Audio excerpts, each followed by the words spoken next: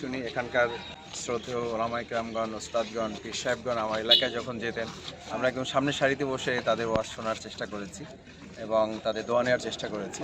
আমরা ইসলামী ছাত্র শিবির করতাম, গিয়ে আমরা পরিচয় দিতাম যে আমি ইসলামী ছাত্র শিবির করি। ওনারা তখন আমাদের মাথায় হাত দিয়ে দোয়া করতেন যে তোমরাও ইসলামের কাজ করো, আমরাও ইসলামের কাজ করি, আমরা সবাই মিলে এগিয়ে যেতে হবে। সে সময় থেকেই একদম ক্লাস 6-7-এ যখন আমি, তখন থেকেই এটা চলে আসছে।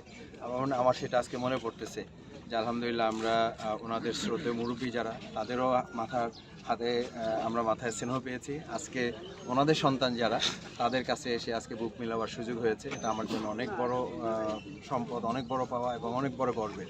আমি মনে করি যে আমাদের আজকের এই সম্প্রীতি গোটা বাংলাদেশের 18 কোটি মানুষের সম্প্রীতিতে পরিণত হবে ইনশাআল্লাহ, এবং ইসলাম বিজয়ের জন্য এটা একটা ভিত্তি হিসেবে কাজ করবে।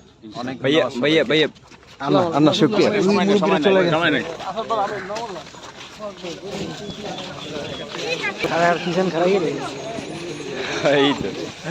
এই তো কি অবস্থা?